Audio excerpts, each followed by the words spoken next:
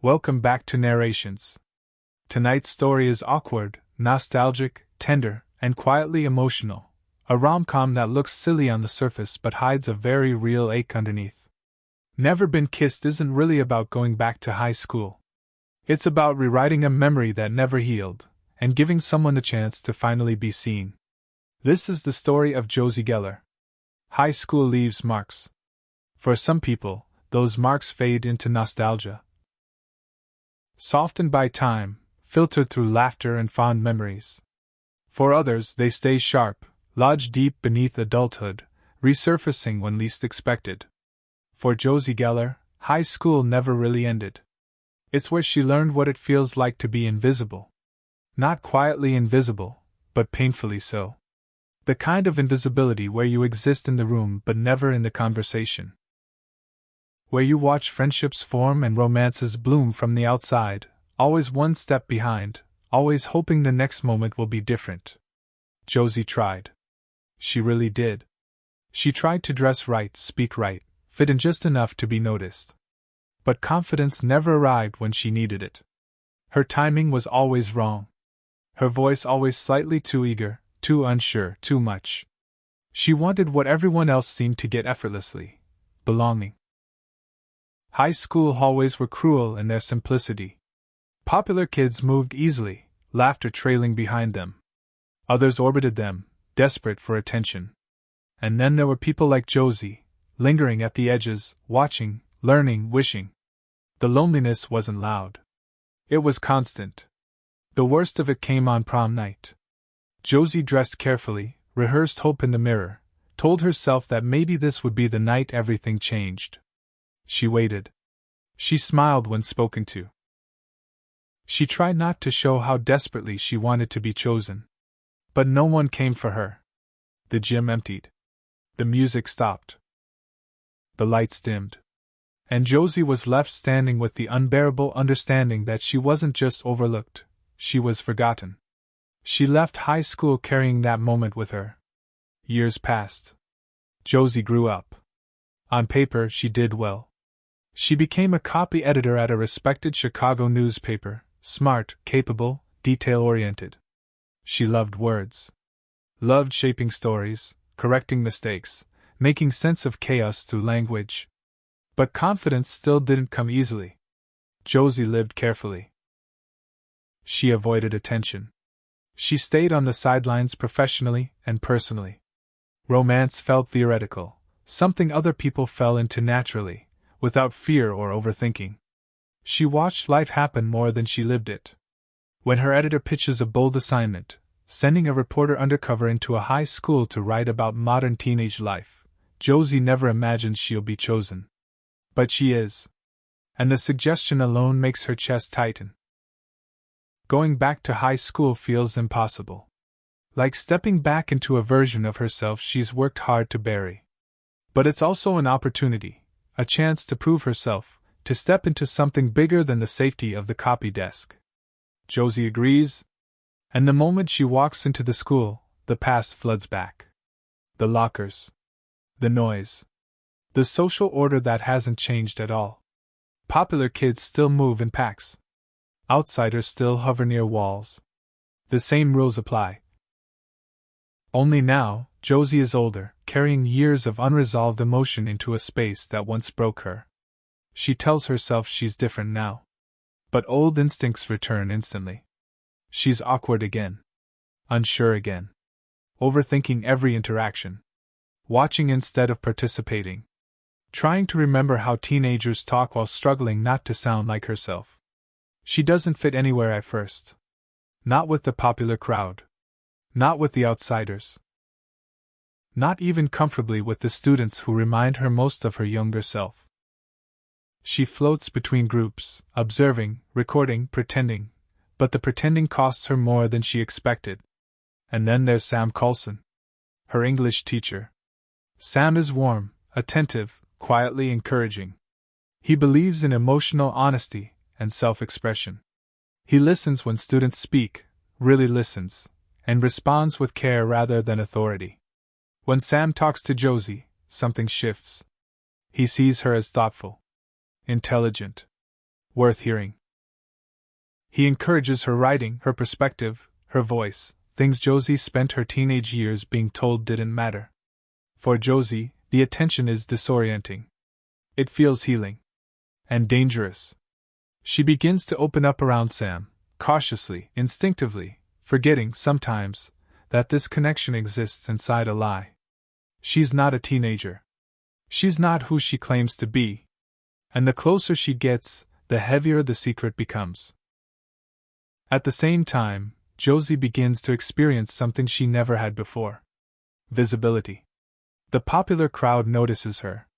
Invites her in. Laughs with her. She's pulled into a world that once rejected her, and she doesn't know how to handle it. The attention feels intoxicating and wrong at the same time. She starts living the high school experience she never had. And with it comes guilt. Because she's lying. To the students who trust her. To Sam, who sees her as someone genuine. To herself, most of all.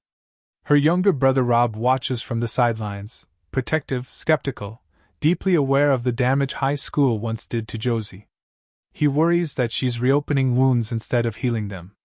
And he's right. Because being back in high school doesn't just remind Josie of who she was. It traps her inside the belief that she never escaped. That she's still that girl waiting to be chosen. Still hoping for a kiss that never came.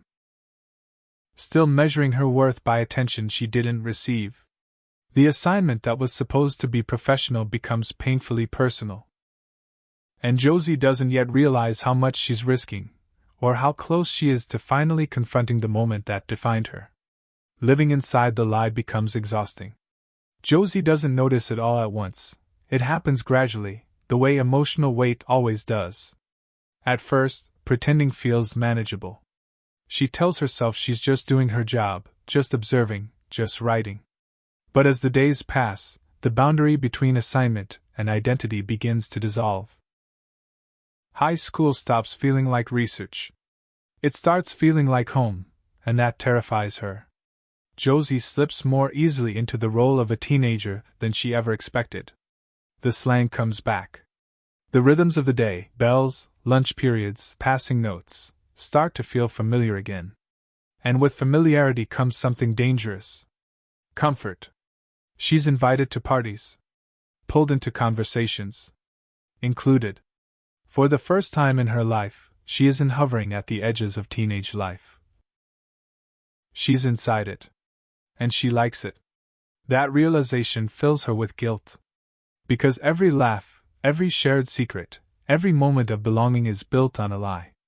These students trust her. They confide in her. They see her as one of them. And Josie knows that when the truth comes out, it won't just be embarrassing, it will be a betrayal. Still, she doesn't stop. Because being seen feels too good. The most complicated part of it all is Sam. Sam continues to encourage her writing, her insight, her emotional honesty. He sees something in Josie that she's never fully seen in herself, a depth, a sensitivity, a quiet courage that she's spent years dismissing as weakness. Their conversations stretch longer. They talk about literature, about expression, about how words can shape identity. Sam speaks openly about his belief in authenticity, about how people grow when they're honest, even when honesty is uncomfortable. Each conversation makes Josie's secret heavier. Because Sam isn't falling for a teenage girl. He's falling for her. The attention she never received at 16 now arrives when she's pretending to be someone else. And that irony cuts deeply. It reinforces the lie Josie has carried since high school, that she was never worthy of love as she truly was. The past tightens its grip. Josie begins to regress emotionally. Old insecurities resurface. She starts measuring herself against popularity again. Caring too much about what people think. Letting her worth rise and fall based on attention. The teenage hierarchy she thought she'd outgrown pulls her right back in. Rob sees it happening. Her younger brother, once her protector, now watches helplessly as Josie relives the very pain that shaped her. He warns her, gently at first then more firmly, that she's losing herself. That she isn't healing old wounds, she's reopening them. Josie brushes him off. She tells herself this time is different. But it isn't. The turning point comes when the truth can no longer stay hidden. The story Josie has been writing, the article meant to expose the realities of teenage life, is published. And suddenly, everything collapses at once. The students recognize themselves in the writing.